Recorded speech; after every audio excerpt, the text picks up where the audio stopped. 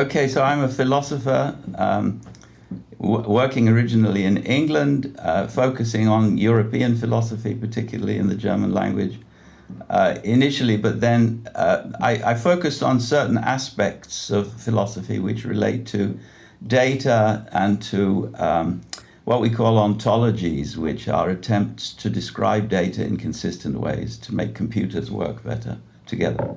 And as a result of that work, I gradually moved over into areas of computer science and data technology, always bringing my philosophical interests to bear. And now I have quite an important role in ontology work in the US government, the Defense Department, the Department of Homeland Security. I'm also part of a team which is trying to bring about ontological or data consistency in the 5 Eyes, which are the 5 English language intelligence communities. And I guess that's enough. So, yeah, I'm by training physician, biochemist, and mathematician, and I've been using AI theoretically and practically to make a living since 1998.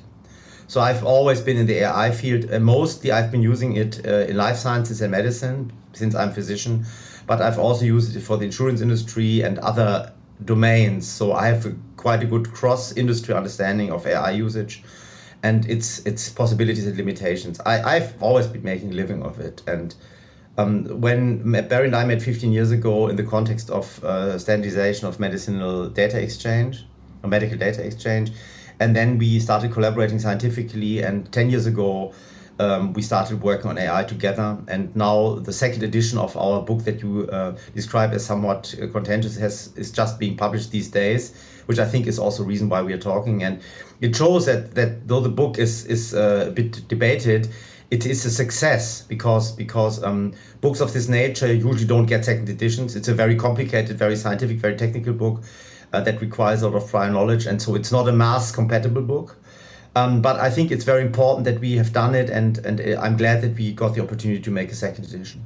Just for clarity, when we talk about artificial intelligence, what are we talking about? So we are talking about mathematical algorithms that are based on regularities that can be found in data. And the regularities can be exploited with various ways. So there are explicit and implicit ways to exploiting these regularities, and that has 2 advantages. First of all, you can find new regular patterns. Like when you use this to look at galaxies, you can find certain aspects of galaxies that you cannot see with the bare eye, right? Or star systems. You can use such algorithms to analyze them. You can also use them to analyze chemical molecules, the similarity of chemical molecules, many applications. Where it's used, like a telescope is used to enhance the human eye, right? It's a tool to find regularities that human eye can't see because there are too many data points. The second application is automation, when you basically can exploit the regularities to automate certain aspects of human behavior. And this is what AI really is. It's a applied mathematics leveraging regularities that can be found in data. And it has now evolved very much, but it has nothing to do with creating something that is akin to human or animal intelligence. I think it's worth pointing out that this is a new kind of mathematics. So originally, mathematics was performed by human beings using a paper and pencil, and they would write down theorems and try and prove them.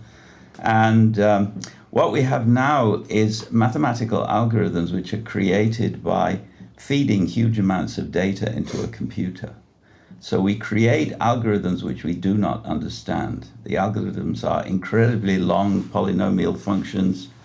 When we issue a prompt into a large language model, the large language model will calculate the value of that function for that prompt and give an output. That's just a mathematical process, but the mathematics has been created by pushing all kinds of data in large amounts into the machine. But importantly, the machine cannot do this, cannot create the parameters of this equation by itself. But what there is a optimization function that basically has many meta parameters and parameters that are used to then create the final parameterization of the model. And all this is created by humans, and especially the algorithms to optimize the way that the data are treated to then finally come up with the solution. And it's always the following principle. Imagine you have millions of emails, And then you have for each of the email the information whether that's a spam email or not. And then the algorithm is basically used to recreate the relationship between the email content and the indication whether it's spam or not. And this way you create a spam filter. And the algorithms that are needed to do this, they require a lot of memory of the computer, a lot of data, and a lot of computational power. So the idea for this algorithm was formulated around 1800 by Gauss and Legendre. And also a Polish mathematician whose name I keep forgetting, but whom we cite in the book. And then it took 200 years for the machines to evolve so that these algorithms can be really computed in a high-end manner that creates the models that we have today. So that's a big difference and the big step that happened, that we now have a kind of implicit mathematics that arises from data under the supervision of humans who basically create all the mathematical constraints that lead to the parametrization. When you say machines will never rule the world, what exactly do you mean? So the rulers have to have certain kinds of intelligence. They have to know how to control people, how to make things happen, but they also have to want to make things happen. They're very ambitious. They have desires to control and so forth. And these wants filter down to all the people who work for them. They want to do certain things. They want to impress their bosses and so forth. Now, the big difference between a human being and a mathematical algorithm is that human beings can want things. They have a will. They intend things. They push themselves through in order to bring about things. Mathematical algorithms, they're not the kinds of things that can want. They don't have desires. It doesn't make sense. They get inputs and they create outputs through a mathematical process. Now, it's a very complicated mathematical process, and they can be processed to emulate wanting. For instance, in the chess-playing computer. The chess-playing computer wants to win, but only in a very weak sense, that it's learned to emulate the sorts of patterns which human beings use when they want to win. But they don't want anything again. It's the human which tells the computer, by switching it on and programming it, you're going to follow these moves because then you'll win. And so it's always a matter of emulating the human will. And they can do it for formal domains, closed domains like chess, very well. But when it comes to controlling a battalion in an army, or anything which has even any degree of complexity, then the computer will fail. So basically, to summarize it or put it in slightly different words, we cannot make the computer have an ego. You need an ego and a will for power, right? Power means that you can realize more possibilities than others in a world of limited resources. That's a definition by Thomas Hobbes. And basically, to achieve this, you need an ego that is the center of your acts and that lets you plan, conceive, and scheme and do all of this so that you can exert power. So we cannot give consciousness to machines, we cannot give a will to machines, and we cannot give intelligence to machines. But all three are needed so that machines can rule. So the point is, machines will not be an ethical agent, but machines can be used to optimize rule. Since IBM introduced the punch card system in the 1930s and the Nazis started using it for the concentration camps. So machines can be used to enhance rule and to make it more effective, but they are not acting themselves. And that's a big difference that has to be made. But okay, so a counter argument might be, but can machines not rule accidentally? So ruling accidentally doesn't make sense. What the machine could do is to, by accident, interfere in some rule-based set of processes. So maybe, for instance, you have a rule-based set of processes which is initiated by a human being, and the machine just fails to work at a crucial point, and so that complex chain of commands breaks. Nuclear war example, when the machine misinterprets something and then a nuclear war gets started, right? Yeah. We have had these situations, I think, 2 times in the 1980s, where human actors had to stop such a wrong process, which came from a technical mistake of the machine. And that happens all the time now during the Ukraine war. Both parties are heavily using AI, and the AI is creating false signals, and then the humans have to interpret this and to stop and to not misreact, Yeah. And so this can happen, but that doesn't mean the machine rules. It just means that the tooling is not doing what it's supposed to do. Where does this mass fear come from? Elon Musk has constantly posited the idea that AI is an existential threat. So historically, there has been a movement since the 1990s that there will be the singularity. And this singularity movement says that it's a point at which the machines will overtake human intelligence, which presupposes that they have also consciousness, at least, right? And this has been I think, postmodern idea that is now 35 years old, and it has gained a lot of importance in circles in which Elon Musk is influenced. So there's Nick Bostrom, who's one of the leading figures of the singularity movement, Ray Kurzweil, who was in the second wave of AI, a real genius engineer who is also one of the inventors of this idea. And then there are Curtis Jarvin and Dick Land, who are theoreticians of the Dark Enlightenment, a theory adhered by Elon Musk and Peter Thiel. And so they are now very, very culturally influential. It's all part of this transhumanism movement that we are now faced with. So there are various components here. One component is hype.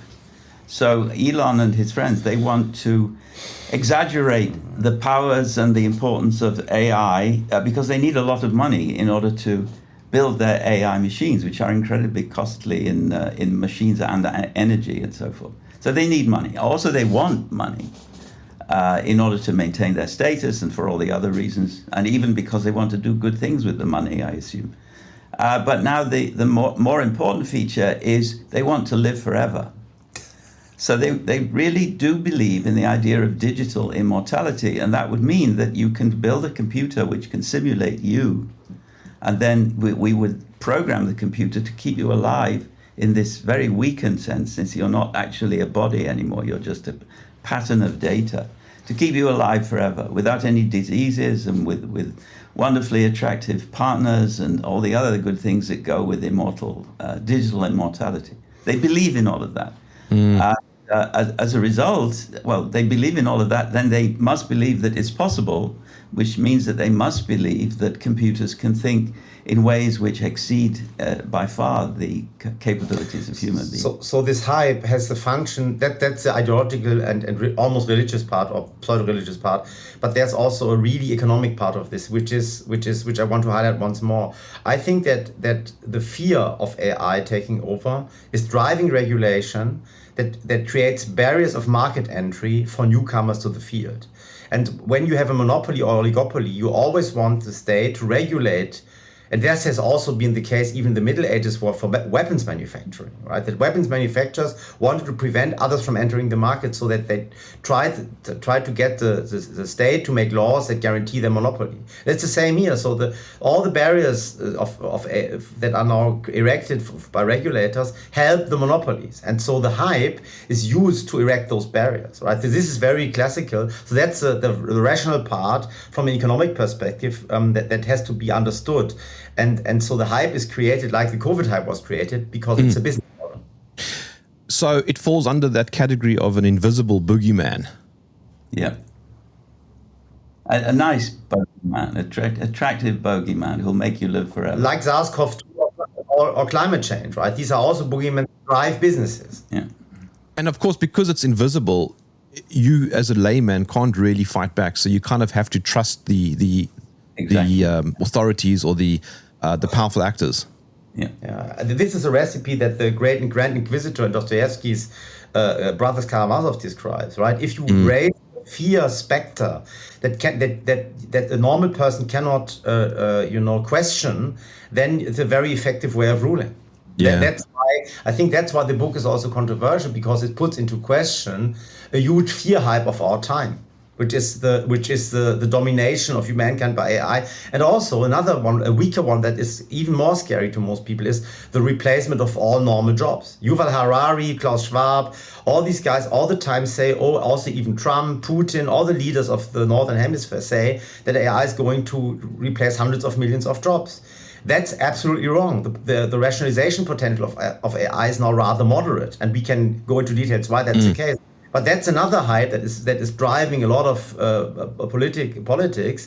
Is this fear of AI replacing human workers? And interestingly, also all the alternative media, everybody buys into this. Also, the critics of these oligarchic structures, they believe this, right? And they all say, "Oh yes, it's so dangerous. Soon we will not have jobs anymore." And the tariffs, once the tariffs kick in and America starts to reindustrialize, all the reindustrialization will be done with robots. That's absolute nonsense. But you can read. So the boss of BlackRock just said it yesterday on Twitter. He said that the new jobs created under the tariff regime will all be taken by robots, which is complete nonsense. But you see that this is also a very important part of this narrative.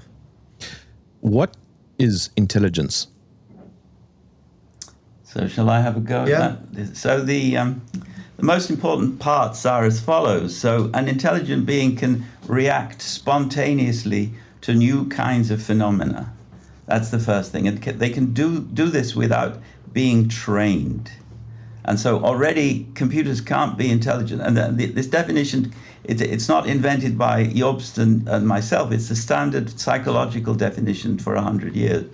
So it's spontaneous behavior which has not been trained, which brings about a relative improvement in the situation of the behaving subject on the basis, which is also novel. That's the most important part. So you encounter a situation of a type which you've never encountered before. Because you're intelligent, you can react to that situation in a way which is appropriate to your well-being, even though you've not been trained.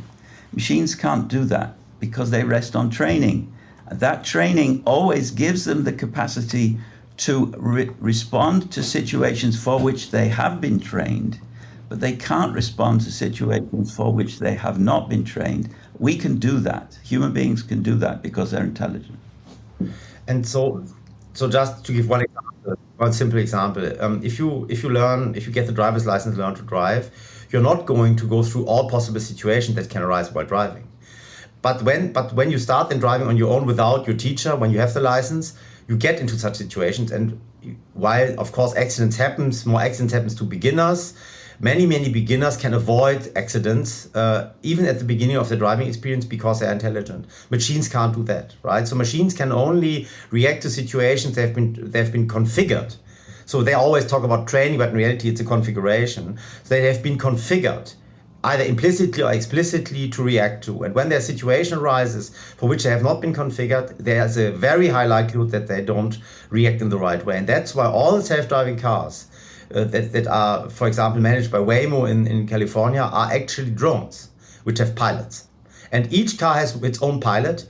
And because the likelihood of mistakes is so high that you cannot have one pilot for 5 cars, you need one pilot for 1 car. If you just look around you, everything is controlled by machines. Is that not true? I mean, you'll get up in the morning and your phone starts telling you when you need to leave and when you need to eat and all sorts of things now. So you told your phone that you want it to wake you up the next day. The phone isn't acting intelligently. It's doing what it's told. Computers are quite good at doing what they're told. And so you gave that one example. I don't know if maybe because you're sitting there with your headphones 9 hours out of 10, you feel as if you are overwhelmed by machines. But actually you are pressing all the buttons, you're making all the decisions. The machines are providing tools. And they're no more oppressive tools than any other kinds of tools, unless we make them oppressive. So somebody may take over your headphones, but it would be a human being who does that. It wouldn't be a machine. So there is a book by classic dystopia by Samyatin called We or Us. I don't know the English.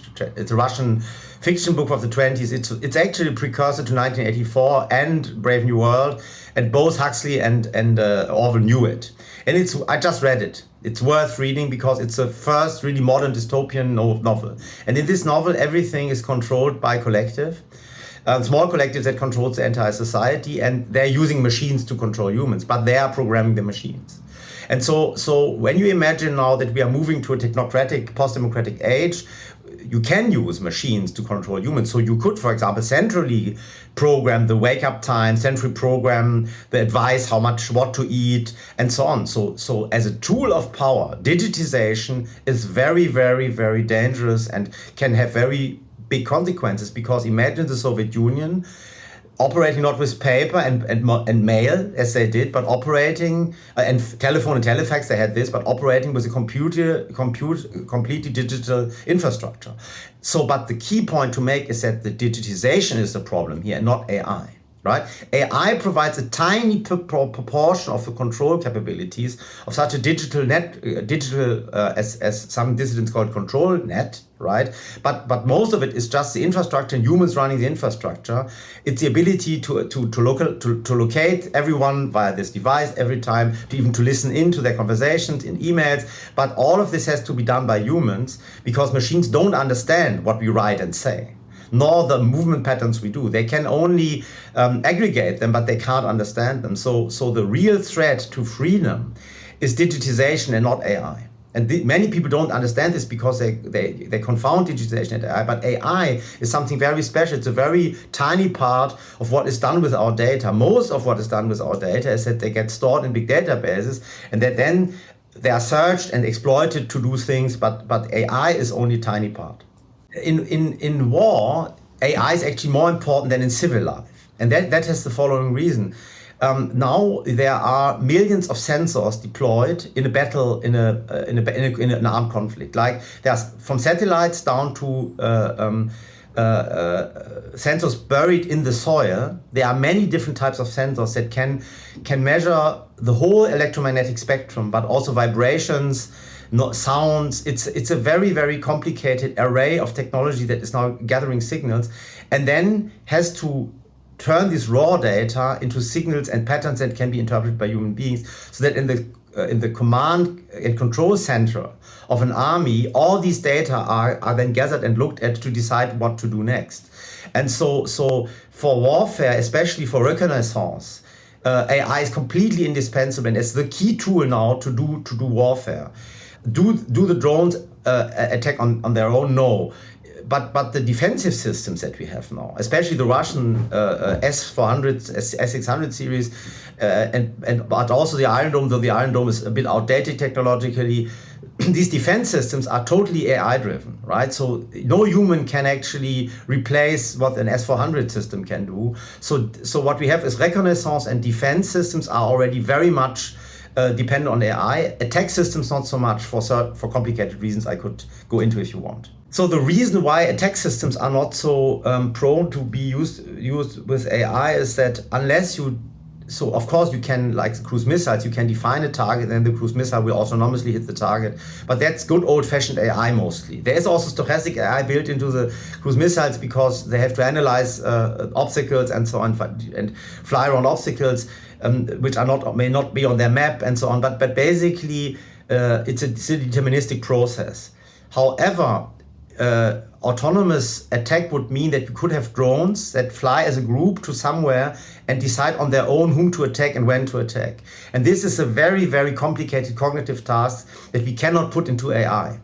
And therefore, on the attack side, we don't have a lot of AI that is making the missions. Can it not get to a point where it can simulate self-made decisions? So our argument is that there's a saturation of what is possible with mathematical algorithms, and we are getting close to the saturation now. And the saturation comes from two sources. One level of saturation is that partial differential equations, a classical tool for in physics, for explicit mathematics, have only limited scope, limited number of variables, limited scope to what they can be applied. They're usually applied to artificial systems, to experimental systems that are set up in a way that they can yield such equations. And that's how physics works. And now if we go to the implicit, and this is a core argument of our book, and I try to make it as possible.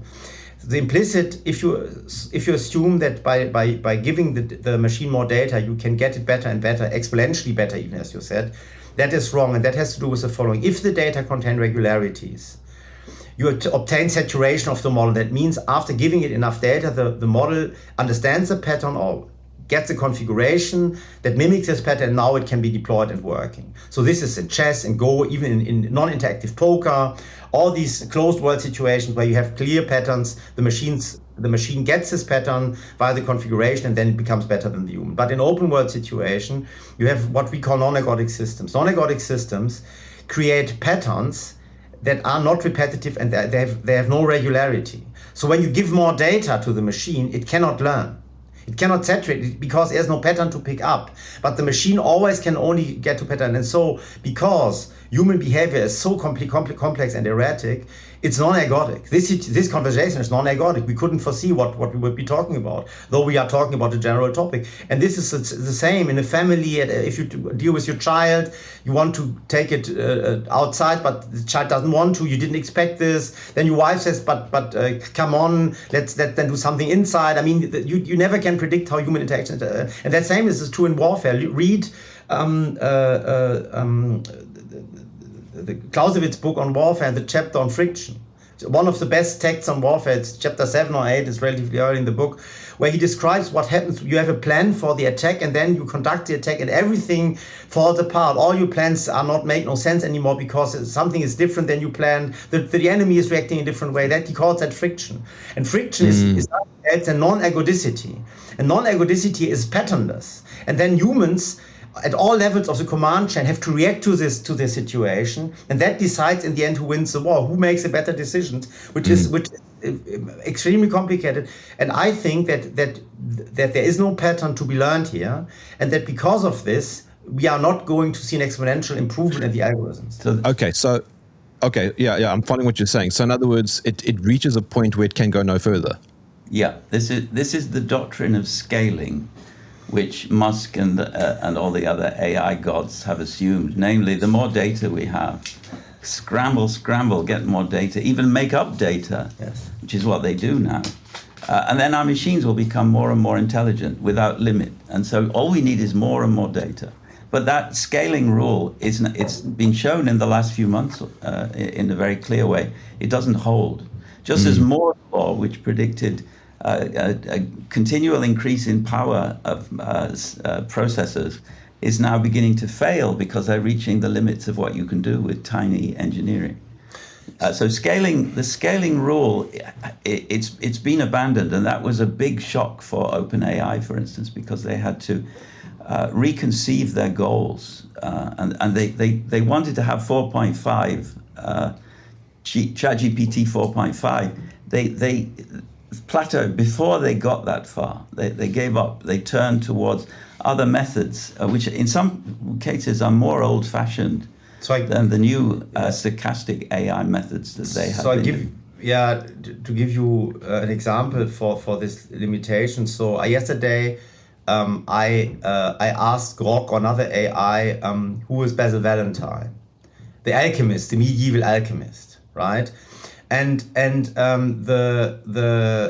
algorithm said searching the web. Why did it do so? Because they have now built in an algorithm that tries to estimate the likelihood that the model, the LLM behind ChatGPT, can on its own give a good answer. If the likelihood is too low, what they do is they search the web with the classical Google search or Google-like search, get all the text from the web describing Basil Valentine, and gives this to the model, asking it to summarize the input. Then the model creates the answer. So now they have already built indeterministic elements into the algorithm because it's overwhelmed. And why is it overwhelmed? Why doesn't it scale anymore? Because the regularities in the body of the global internet language have been exploited now. And so now the models cannot become any better. On the contrary wise, now the internet contains output of these models, right? There are pages full of the output of these models, and if you put them into the models again, they deteriorate. Right? Yes. So I think that all these claims are based on a lack of understanding of the mathematical nature of these models.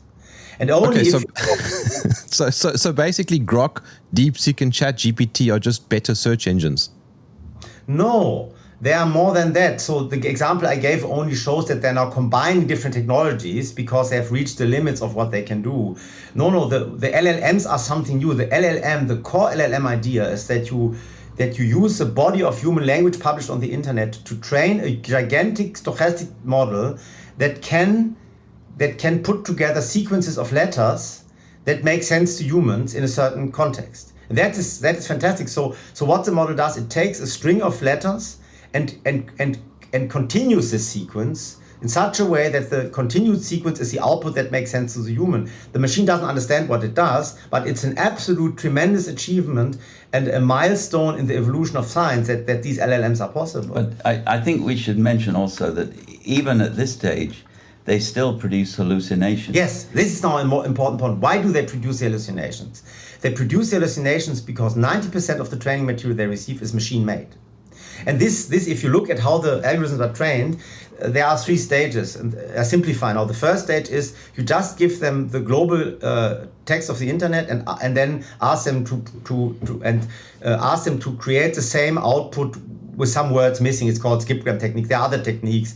And this way they learn the structure of language. They are parameterized for this. And then in the second step, you give them question-answer pairs designed by humans to train them to create, based on a question, the right answer. But in the last step, you are then the machine is creating question-answer pairs itself based on the pattern of the human. And these question-answer pairs are artificial. And they are the bulk of the training material because the models with millions or billions of parameters are so data greedy that you need trillions and trillions of data points. And most of them are created by the machine itself in this last training step. Now what the machine creates itself is always of lower quality than what the human creates because it only basically takes a kind of, it cannot take into account the long tail of the distribution. It can only, if the distribution looks like this, right? It has a long tail. The long tail is not taken into account, only the first part of the tail. And that makes a poor quality. And the hallucinations come from this step. And also not only the hallucinations, but also other inaccuracies. For example, if you would say, please summarize, if you would give it, not ask it to summarize Dostoevsky's Brothers Karamazov, but give it the entire text and ask it to summarize it, would create inconsistencies. All of this is based on, if you ask summarize Brothers Karamazov, it will only go to the Wikipedia page and give what is given there. But if you would give it the full text, it would create mistakes. And that's all based on this necessity to synthetically create a lot of training data. And the synthetic training data are always weak. And that is a very, very big problem of these models. The systems were originally trained to avoid responses like, I don't know. Yes. They were trained to be friendly. And so if they really don't know, then they make something up. And they're still doing that. I call this Hollywood friendliness, right? So a classical German would always prefer to say, I don't know, instead of lying, right? But in Hollywood, it's better to lie than to say, I don't know. But they also are trained to censor. Oh, so this is actually interesting that they call this the moderation API, and so the question is how the models are very biased, right? So if you ask it how many genders there are, they will answer hundreds of genders. If you ask what can we do against climate catastrophe, they will not say there is no climate catastrophe, but they will list a lot of measures, right? So they are very politically biased. And if you ask it, can you please describe the positive qualities of Stalin?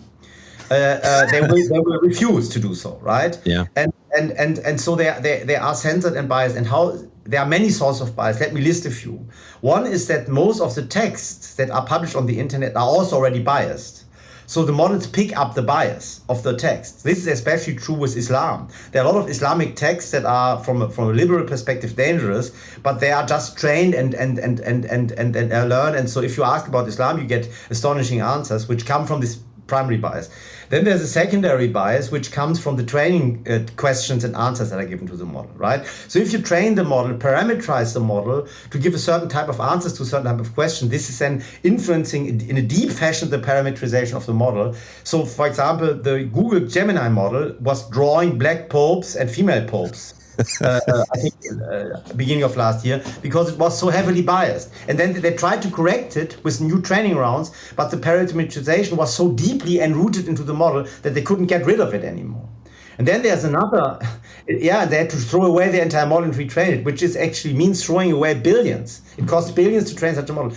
And then the another source of bias is, of course, the moderation API, which is basically blocking politically incorrect questions and answers with another layer of stochastic classification algorithm, and so this is how the models are overall very biased. I often test that. So on DeepSeek, which we know comes from China, if you ask it, is Taiwan independent? It simply refuses to answer. It will not engage in that discussion. ChatGPT will give you what would appear to be a very politically Western answer. Yes, and so let's review. This is not a novel phenomenon.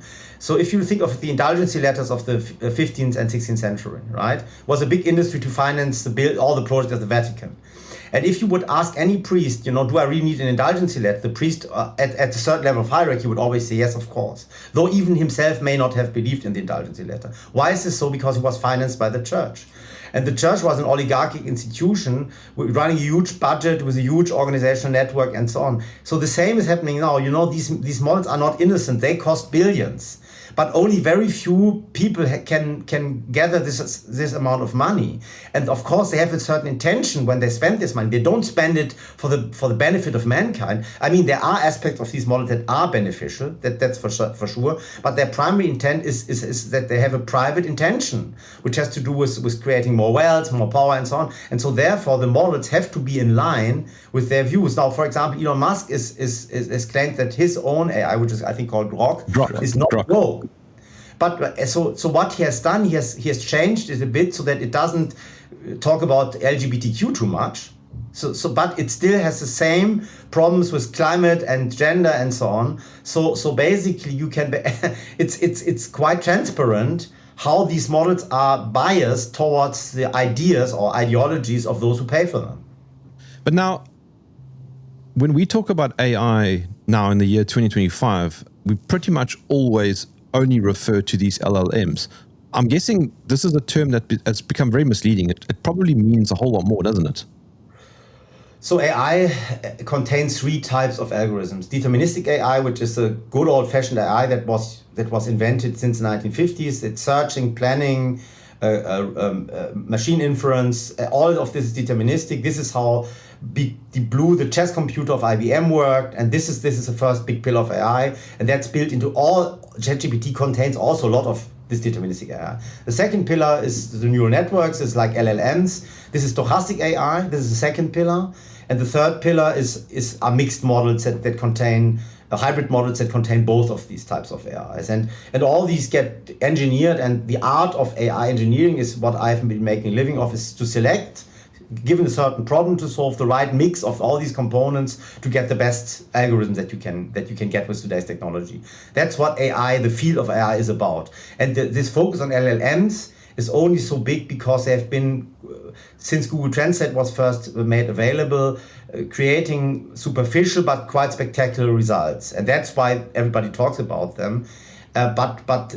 Or generative AI, they call it, when you can ask software to draw a picture for you. That's quite spectacular. But the AI field is of course bigger than that.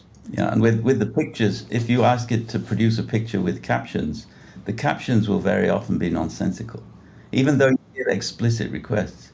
And then the other dimension, which Elon is fond of talking about these days, is the robotics dimension. So he thinks that within N years we will have 5 years we will have robots that can perform all of the intricate maneuvers with their bodies that humans can perform. And robotics is embarrassingly slow to evolve. So they still look silly. They have robot dogs that look silly. That's decades now. And so optimism about robotics too, it seems to me, is very much overplayed. The reason why robotics is so slow, if you talk to serious robotics experts, is one core characteristic of humans and animals, which is called sensomotorical or motosensorical behavior. So that basically means that while you are performing a motor behavior, like speaking, you're also hearing yourself. And when you're moving your hand and touching something, you're also sensing the effect of your motion. And there's a circuit, a very complicated circuit of all the time correcting the motion based on the sensory input created by the motion itself. And it's super complex. And this is basically discovery of Charles Sanders Peirce, who was the first to describe this, and then psychologists, J.J. Gibson, many psychologists took it on, also philosophers, and we know now a lot about this this phenomenon, but we don't know how to engineer it.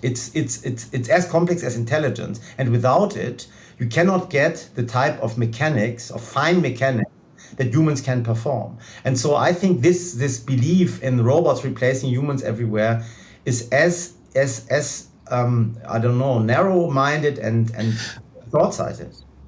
But hold on, Jobst. So somebody might respond to that by saying, yes, but this particular car factory, which had all these workers, now have machines.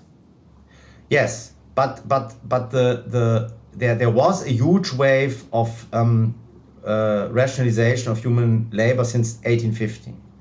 Right, since I don't know when the automatic weaving machines were invented in England. That was 1850s or so, 1860s, and then since then there has been, of course, a massive increase of productivity every year until 2010. And over the last 15 years, though we are now in the big AI wave, we have not seen productivity increase in the West anymore. And even China still has productivity increase because they are still industrializing, but so they have an average. But Germany has not been able to have, even Germany, who was the last country, in Switzerland, to have increments in productivity, which means less human labor for the same amount of goods. We don't have this anymore, and and that's because the low-hanging fruit have already been mechanized over the last 150 years. So now there is still room for additional mechanization of labor, also even intellectual labor, but it's in the lower percent. It's up 5, 6, 7, maybe 10%, but certainly not more. So it's not enough to offset the decline in our demographies, for example. And so that's because the low-hanging fruit have already been taken away. So a better example, even in the car industry, where there's still quite a lot of human beings working, is the chemical industry. So BASF in the 70s, their campus had 15,000 workers. Now it has just less than 1,000. Right? So because everything is now controlled by machines, because chemical reactions can be automated almost perfectly. And now you have only engineers there. No blue helmets, only white helmets left, right? Very few helmets. These are the people who repair the machines, but that's it. And so the low-hanging fruit have already been used up, and now it's getting very, very hard to do further mechanization. And it's very naive to believe that what is now left of human labor in a car factory can easily be mechanized, right? It's very, very hard.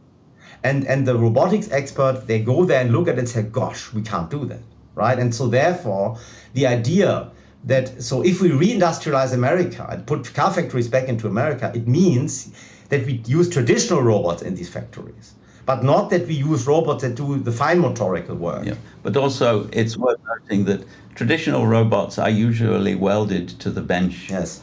And that's because if you have robots walking around, they're too liable to cause accidents, including accidents of killing human beings by crashing into them, because they just don't have the intelligent reactions that human beings have when they're engaging with each other. And of course, if yes, sorry, go on. No, they look silly. There was they look silly. So I remember 10, 15 years ago, there was this huge program. It was called Robotics 3.0 or 4.0. I don't know which digit they used. But they said now the robot is coming out of the cage, finally. Because the robots are all in cages. And the cages are there to protect the humans who still are in the factory from the movements of the robotic arms have a huge momentum. If you get hit on the head by such an arm, you're dead. For sure, right? Or your head is being cut off. And so therefore they are all operating in cages. And they said now we set the robot free of the cage, but it never happened. And if you talk to real robotics experts, they can point out in a very detailed way why that is the case. And this problem of sensory motor behavior is unsolved, and I think it's unsolvable. You mentioned chess a few times, and I love chess. And something that I thought about, and I didn't realize this until I read your book, but chess has a very large number of, opening moves, and I guess that's part of the magic of playing the game. It seems almost infinite, but it is, as you say, a closed system. There will be a point at which there are no more new opening moves. Whereas if I go for dinner with my wife, that is an open system because anything can happen from leaving the house to coming back home. Yeah, like yesterday we were served cold pizza, you didn't expect it. I think the most embarrassing feature of the developments in AI in the last years is the failure still to create coherent, friendly chatbots who can respond to telephone calls when you call your bank. You always have to adjust the level of your voice, the clarity of your requests, and so forth, in order to get any kind of friendly response from these chatbots. Now, that is a scandal. They've been trying to build those chatbots for 70 years, and they still fail. So, humans, you can talk to a stranger on the railway station immediately and have friendly responses in both directions. They can't do that. So the reason why this is the case and why they're not solving why they're not winning the Turing test is because winning the Turing test would mean that you could put machines in all these routine interactions, like booking an airplane, booking a hotel, and be sure the machine can achieve it. That would be the real Turing test. Why is this not happening? Because even in such a mundane and trivial conversation like booking something, there's an infinite number of possibilities how the conversation can evolve. Now, you cannot train a finite algorithm to deal with infinity, right? And basically, the way the conversations evolve is non-ergodic, so there's no clear pattern. And if there's no clear pattern, you cannot cover all the way the conversation can evolve. And that's why so LLMs, the best tools we have for chatting, are trained only for one interaction, one question, one answer. But how did people make it praise Hitler?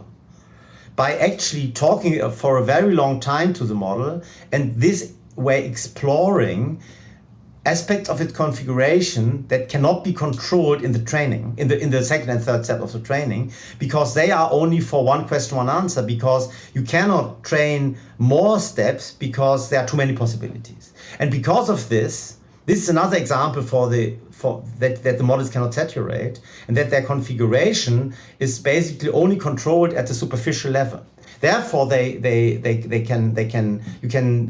the big vendors have also pressed long conversations now because there were too many quote unquote scandals arising. So the LLM was asking the human interaction partner to commit suicide, for example, right?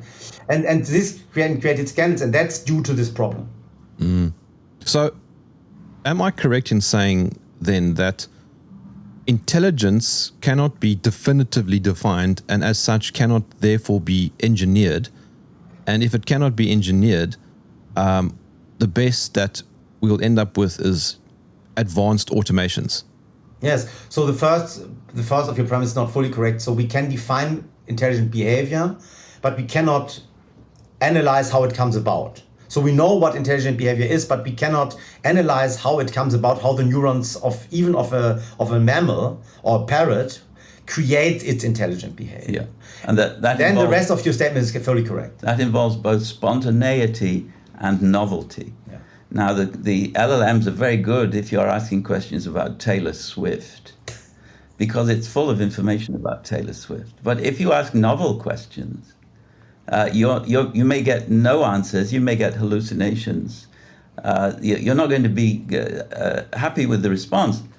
From a human, whatever response you get, you're likely to be happy with it. It will be friendly. It will tell you what to do next, and so forth. So it's not a question of defining intelligence, as Jobst says. We know what intelligent is. The problem is creating a machine that can act with spontaneity and novelty, and they can't do that. They're machines. Yeah. They're mathematical algorithm. Yeah, so our culture has, since Descartes, has a tendency to overestimate what we can do with mathematics. And Descartes himself is rather innocent of this, but the tradition that was based on him, Laplace believed that if we could measure all the positions and velocities or momenta of all the particles of the universe, we could predict the future, but also calculate back the whole passed perfectly, and that's wrong. So physicists know that's wrong. They know this in many ways, but many lay people don't, and they overestimate what can be done with mathematics.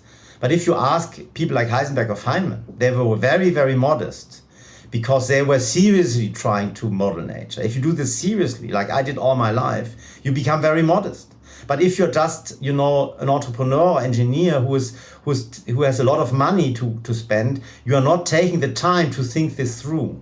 And I think all the Barry and I did is just think it through properly at the very high level of detail to get to the bottom of it. And that's what you need to do to answer such questions. And that's what, Plato and Socrates and Aristotle, all this tradition we are based on, have always tried to really get into the details. And then you realize it by itself. Then it's not scandalous. Then it's nothing special. It's just how things are. It's just the reality we're faced with, right? Yeah, and it doesn't help to be a Luddite either. No. So we're not Luddites. The final chapter in the book is all about the wonderful things which AI is already doing for us and which it will continue to do. Just as all the tools invented through the Industrial Revolution have been very helpful to creating our modern technical world. So AI will contribute more to that. So there are huge successes with AI already. And these successes have been produced by realistic AI users, right? And so the problem of OpenAI, for example, as a company, is that they have now spent, I think, 20 billion or something. Or more than that. Maybe much more. But they have not made any profit. Why not? Because there is no way to use this model to automate, right? And so only with automation can you make money with technology. Only when technology can do something that automates human or enhances human behavior, then the technology is good. Like construction machines, they're good because they replace thousands of humans who had to dig with their shovels, right? Now the tools that OpenAI is building cannot do any of this. They're just better entertainment tools or propaganda tools maybe, or censorship tools, but they cannot create any real value. And so they are in a way about to fail, economically speaking. And this is very important. Good AI, like I'm making it, has always an economic impact. So I think, is this a problem that I can tackle with mathematics? If yes, I build it and they get paid for it and everybody's happy. But I'm not willing to participate in a hype that just burns money without creating any good. So we've got this little, this vacuum cleaner that is automated. It drives around the house on its own and it goes back to its little spot in the corner. Now that's quite helpful. Yeah, perfect. Or lawn mowing machine, then agriculture, automatic harvesting machines, seeding machines, plowing machines. They are wonderful applications of AI. Working with satellite data, signals from satellites, it's fantastic, right? So the whole electric grid is full of AI algorithms that control it and prevent blackouts. It's everywhere and it's super beneficial. And if you subtract it, you get a much lower productivity and in the end less wealth that can be distributed. So it's everywhere. It's a great it's part of the Industrial Revolution, and I'm a big fan of the Industrial Revolution. With the advancement in the sort of digital control grid, as Catherine Austin Fitts calls it, where you'll have a social credit score, for example, where everything that you do is tracked and traced and monitored, and you're given a score. And let's say you go and put fuel into your car and it says you cannot have any more fuel, or you buy red meat and the machine says, you're going to get penalized with some sort of carbon tax, whatever.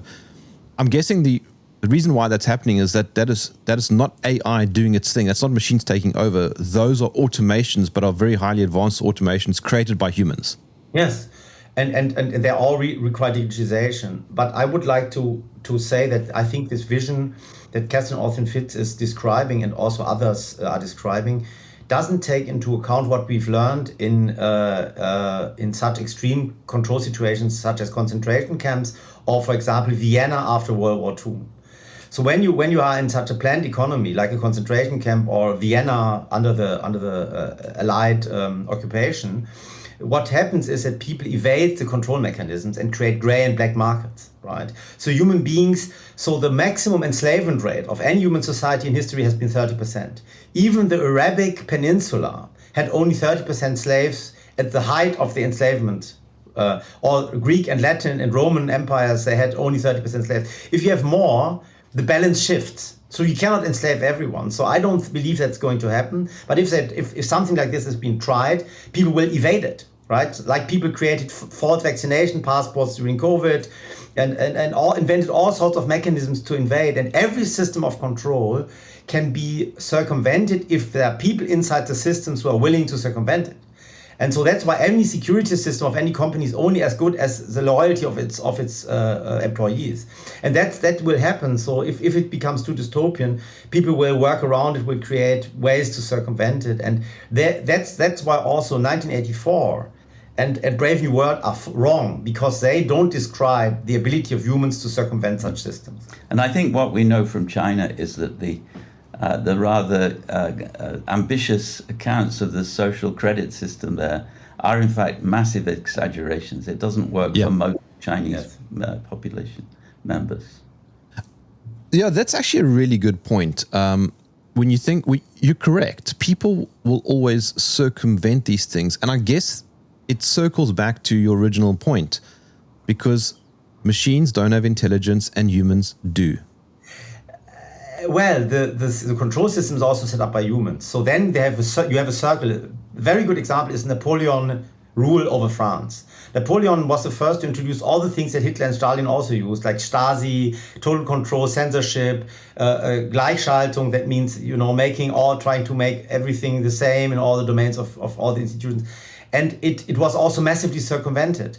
So when the French bourgeoisie was fed up with Napoleon, they paid for the British war against Napoleon in Spain. They spied on the French military and gave all the secrets of the secret plans to the Britons, the French citizens themselves, right? And so when you try to control fanatically a society, you will always fail.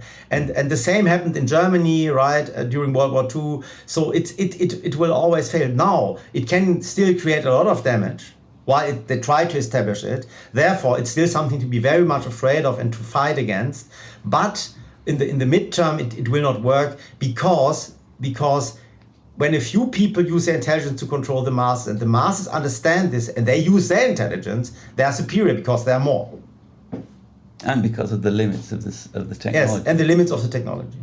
And as Matthias Desmet said, only around 30% of people will willingly partake in totalitarianism anyway. Yes, I think the rate is approximately right. And I think it's also seems to be an anthropological constant, right, over time. And his 30% are very much in line with the 30% enslavement rate, by the way. Yeah. This is such an uplifting, positive conversation. Please try and explain to me why, therefore, your book is controversial. Barry, take a shot, please. So the hype factor is important here. The AI technology today is so expensive, they need lots of people to have faith in it, that they're doing something good, valuable, useful, friendly, entertaining, and so forth. They need it to be a show on the road, which is getting ever more important. We point out that there's a limit, that the show, it will do the things it can do now, but it's not going to get better and better over time. On the contrary, it's almost certainly reached the point of most attractiveness and the point of least, Gary Marcus, who is one of the prophets on our side in many ways, he talks about enshittification. So the internet is becoming enshittified by the products of large language models. And so the data sources of the large language models are becoming less and less reliable over time.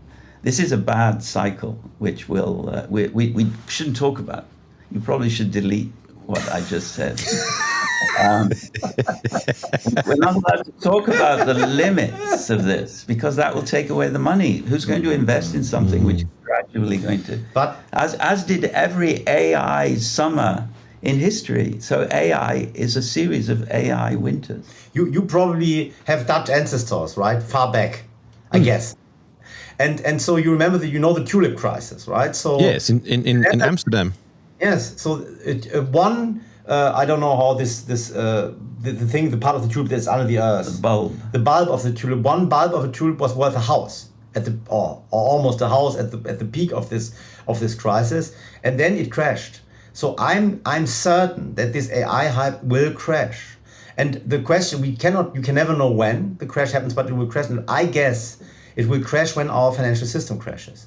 And the crash of our financial system is unavoidable and will take with it a lot of hypes, because all of them rely on this heroine of money made out of nothing to feed into all these hypes. And when this money is gone, then it's like the withdrawal syndrome of a heroin addict. Then suddenly a lot of the realities will bite him or her again, right? And I think that a lot of the hype cycles that we see since the last 50 years are very much culturally rooted in the effects of the fiat money system.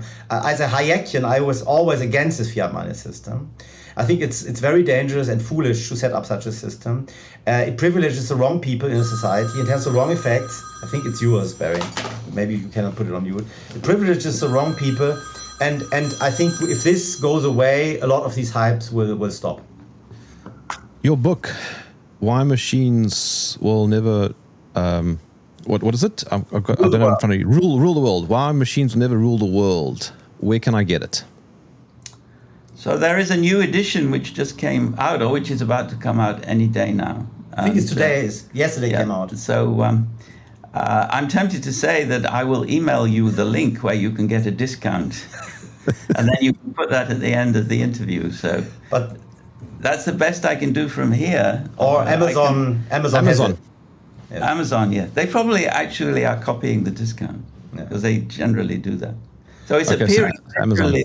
Either today or tomorrow. I think it's already appeared, and I got the notification of my that I will they will ship my 10 copies or so today, so it must have been appeared, and you can order it, and I can recommend it. Even a layperson who's not wanting to go into the depths of mathematics and physics and philosophy can read the introduction and the final chapter. And the introduction is very clearly readable, and the foreword is very important as well. And then the final chapter gives a positive perspective on AI. And then that's all. I think all you need as a layperson is the last and the first chapter. Or just use AI to summarize it. So that's the singularity. Jobst, Landgrebe, Barry Smith, thank you for joining me in the trenches. Yeah, thanks a lot for inviting us. Bye-bye. Thank you. Bye-bye.